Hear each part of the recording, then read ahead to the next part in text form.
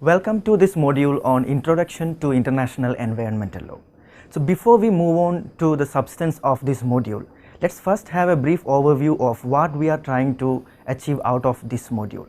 The purpose of this module is first to provide basic information on sources of international environmental law, and second, mapping of the development of international environmental law in its historical as well as contemporary context. And the third major purpose of this module is to introduce major events, international environmental law conferences that contributed to the development of international environmental law. And the overview of the module is, first we will have a brief discussion on the historical development of international environmental law, and this discussion will be followed by again a brief overview of what are the major sources of international environmental law with some illustration on examples. And the third part will be, we will be discussing on major international conferences that had contributed to the development of international environmental law. And the fourth part of this module will be a brief overview of institutional mechanism with a special focus on the contemporary approach. The fifth part will be an introduction to a critical approach towards international law that will capture a brief introduction to the North-South debate, which is considered as a critical approach towards analyzing international environmental law. Now, before we move on to the substance, let's have a brief overview of the context. That means why we need an international legal framework to deal with environmental issues.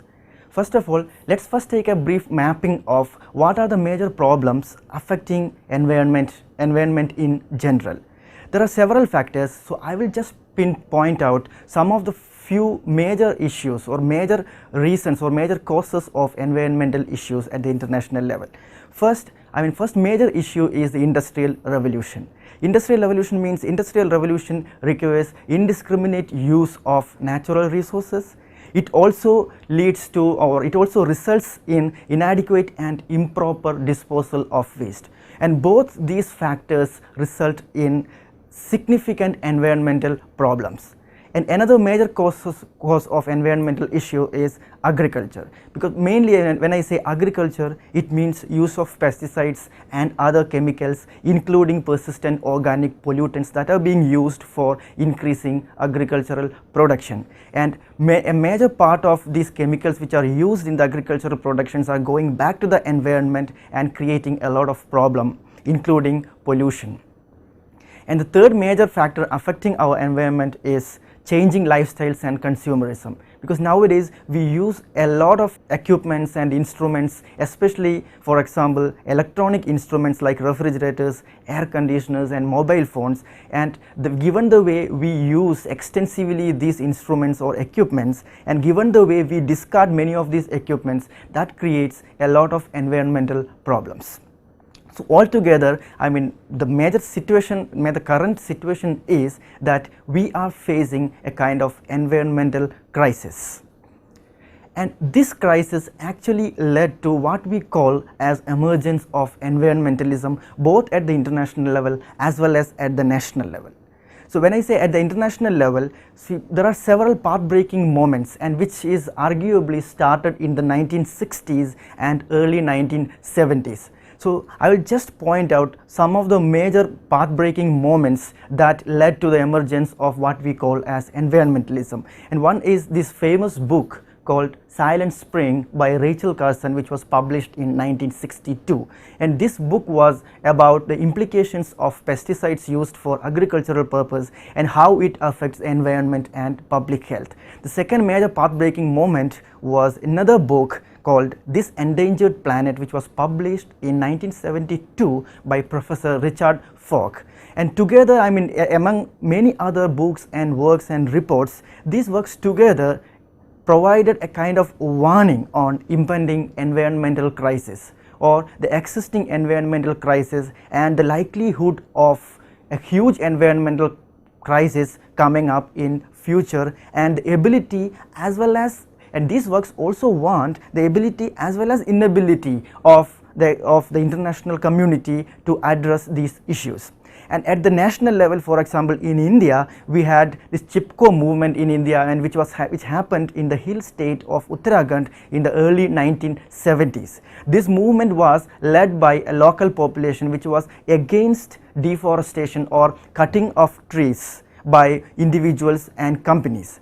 And altogether, I mean, these movements in the 60s and 70s that contributed or that triggered the emergence of a kind of environmental consciousness, or an effort to make the international as well as the national community aware of the environmental disaster in the pipeline or the impending environmental crisis.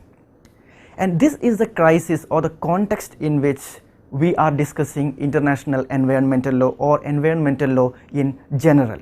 That means first we will have a brief discussion on why we need environmental law at the international level. Of course, I mean, as I had already mentioned, we are facing an environmental crisis due to various reasons. So the question is, and at the level in which this environmental crisis is going on, which is unlikely to sustain, or I mean, we will be unable to face this problem we will be unable to address this problem in the near future. In that case, as a matter of taking anticipatory actions or actions in anticipation, or to put it in a different way, we are supposed to take some precautionary actions. So what kind of roles environmental law can play in taking these precautionary actions? So in that case, I mean, definitely it is agreed, or there is no dispute on this part, that environmental law can play a significant role in addressing many of these problems, at least diluting the implications of this problem or mitigating these problems in fact. But the question here is, since the focus of this module is exclusively on international environmental law, first we will discuss why we need an environmental legal regime at the international level. Because there are a couple of important reasons why we need environmental law at the international level. For example, many of the environmental problems we are facing now is global in nature. When I say global in nature, means its sources are also global in nature, its implications are also global in nature. Sources of all environmental problems come from every nooks and corners of the world, and people or environment at all parts of the world are also affected by what we call these environmental issues. Because of this reason, I mean, because these implications and sources are global in nature in most cases, what we need is some global efforts, or to put it in a different way, we can't address this problem just by focusing on domestic measures. Domestic measures in its own capacity are insufficient to deal with some of these global environmental issues. Let's look at the examples of climate change. Sources of climate change, because almost all countries are producing carbon, and at the same time almost all people or environment, all corners of the world are affected by the phenomenon of climate change. So none of us are free from its sources, none of us are free from its implications. Same is the case with another major environmental problem called ozone depletion. We all contribute to this environmental problem, at the same time we are all affected by this environmental problem. Similarly, the case with protection, the issue of protection of migratory species. There are several animals and birds, they migrate to different parts of the world. There are several birds which crosses several countries. For example, Siberian kraits come to Rajasthan during the winter season after crossing 5 to 7 countries. So these birds and animals, they do not respect political boundaries.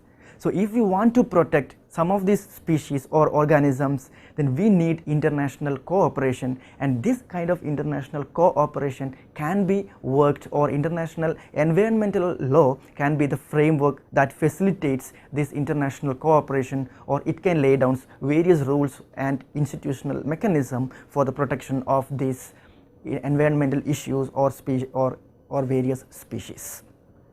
So that means this explains what kind of a role international environmental law can provide or can play to address some of these major environmental issues which are truly global in nature. On top of that, nowadays international environmental law also considers several environmental issues which are traditionally considered as domestic in nature. But considering the huge or indispensable interlinking between the environment, so all kinds of domestic issues also have some kind of international implications. For example, the case of biodiversity. Any impact on biodiversity in any country, that can have impacts upon the global environment. So that means whether it is truly of international nature or of exclusively a domestic issue, international environmental law is critical or significant in both these contexts. So we will be discussing some of these major environmental laws and as well as the role played by these environmental laws in addressing some of these issues.